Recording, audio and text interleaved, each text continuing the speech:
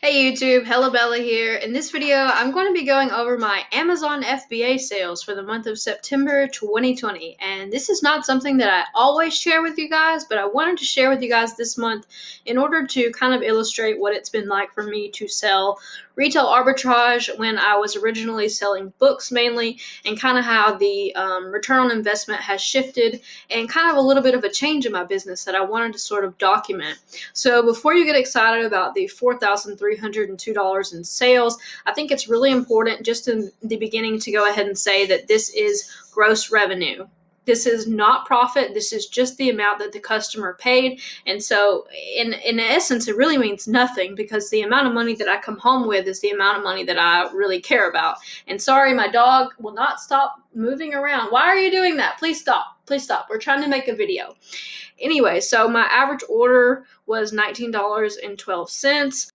For the most part, I saw a good month in sales. I'm going to flip over to Inventory Labs, which is a paid service that I use, which is $49 a month that keeps track of my inventory, my cost of goods, my profit, and helps me create shipments when I am sending shipments to the warehouse. This particular page is very important. If we scroll to the top here, it tells you every single category and breaks down by weekly how much profit that we made. If you go to the very bottom, this is profit per week. You see here in the first week, I'm totally in the red due to all of my expenses. I have the Amazon Pro subscription, which is $39.99, Inventory Lab subscription, $49, and then I have Scout IQ, which is my book scanning app, which is $44 a month for the database version. So my first week, I made $121, second week, $323, third week, $442, and then fourth week here, $272. So my total profit for all of that $4,300 was only $1,089 in profit. So if you hover over here, you'll see this thing that says net profit. This tells you how much percent of your total income, basically how much percent of that $4,300 was profit, and that is 25.9%. So I'm going to flip over to another page to show you here a different look at Inventory Lab, which kind of shows you how you can basically interpret your sales. This gives me my average order price, which is $19.12, and then the average fee, and then the average profit per sale, which was $7.53 per sale, which if you're coming from a background of selling books, it's a lot different to be making $7.53 per sale. A lot of these items were apparel items or new toys or something like that. You can see here that I sold some latex gloves from Big Lots. Actually wasn't only able to find one pack of these, so that kind of was lame, but the profit on those was good. Shopkins cutie cars. I bought that for Q4 and the prices already went up on it so fast. I paid $4.40 and made $5.46 on it. And then you can see here there's some different items scattered in. There's some books scattered in. There's some bad buys too. I bought these Equate pills and I think that the price dropped on them, so I was only basically able to break even and make 66 cents off of those. A Columbia dress, which was a great sale.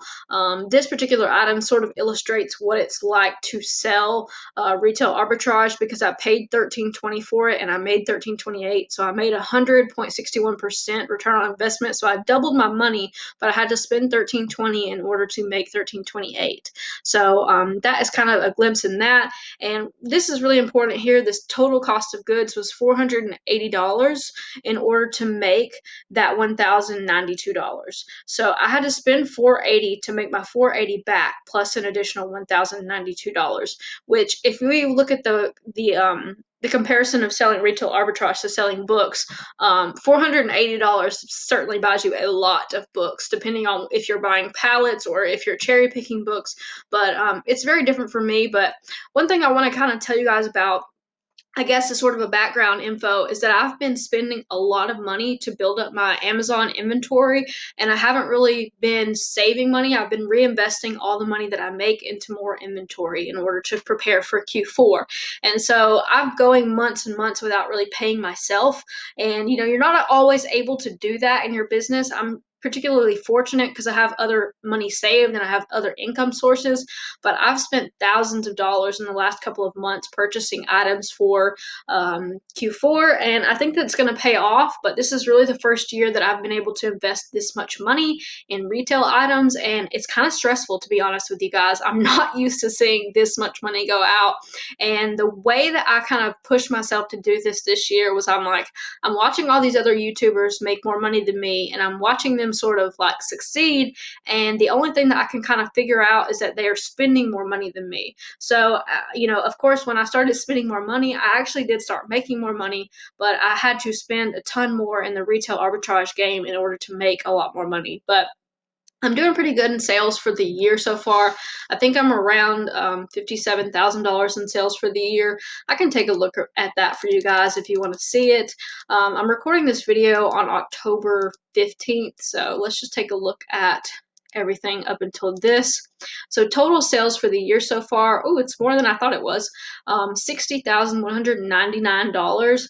And unfortunately, I haven't been using Inventory Labs all year, so I have no idea what my total profit is unless I look at my taxes spreadsheet, which is a whole nother video. But, this is my sales for the year so far, and I'm hoping to end strong. I'm hoping to see a pretty good year this year. This is the most that I've ever sold with Amazon FBA, and I know that some people are going to see this and be like, oh my God, that's so low. That's not that much. But to me, it's a lot because, over the years, I've been focused on books and I haven't really scaled it. And I think that a lot of that was because I didn't really have an enthusiasm to do that, if that makes any sense. I'm pretty savvy at figuring things out, and the whole bulk book game just never appealed to me, I guess. It seems like a lot of the kind of work that I don't really want to do, and I don't want to really manage a team. And I know that kind of maybe sounds lazy, I don't know, but I'm just not interested in doing work that I don't feel fulfilled in, and I don't really want to do it.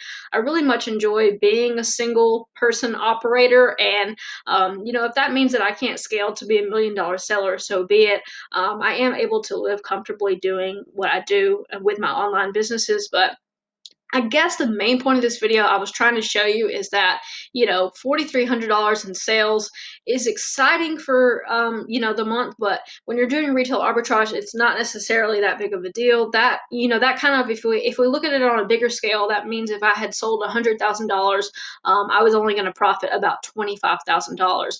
Now, thankfully, I've been selling mostly items from the thrift store and things for the bulk of the year. And I had a pretty good year, had a pretty good month in March and April due to the coronavirus pandemic. And I think everyone saw that spike as long as they were going out and still sourcing. But yeah, we're just living in really unprecedented times. And I know that, people keep saying that cliche, like this has never happened before. We've never been in this kind of world before. So, I'm just taking life one day at a time. This is my business, and I wanted to share this part of it with you guys because, as the years have gone by, I've seen a lot of progression in myself, and a lot of subscribers have told me that they've progressed as well. And so we're all just here to learn together, and hopefully you guys enjoyed the video. With that is my sales update for September 2020 with Amazon FBA. Thanks so much for watching, guys. Have a great week.